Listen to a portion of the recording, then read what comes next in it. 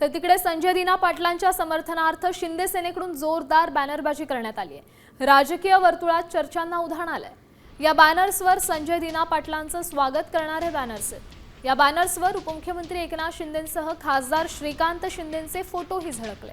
यावरून संजय दिना पाटलांचा शिंदे सेनेतील पक्षप्रवेश जवळपास निश्चित झालाय। दरम्यान या घटनेचा आढावा घेत आहेत आमचे प्रतिनिधी मयूर राणे। पाहूया। शिवसेना उद्धव बाळासाहेब ठाकरे पक्षाकडून संजय दिना पाटील यांना मागे फिरण्याचे आवाहन जरी केले असले तरी शिवसेना शिंदे गटामध्ये संजय पाटील यांचा प्रवेश हा निश्चित झालेला आहे।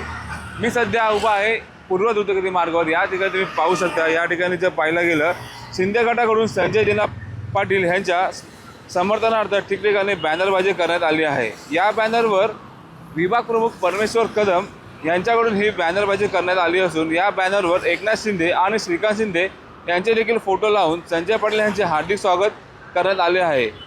एके ठिकाणी काल जर पाहायला मिळाले तर शिवसेना शिंदे गटाचे कार्यकर्ते हे संजय दिना पाटील यांच्या निवासस्थानी त्यांना भेटायला येत होते, तर भांडू पश्चिमेकडील आमदार अशोक पाटील यांनी संजय पाटील यांच्या समर्थनार्थ आंदोलन देखील केले होते।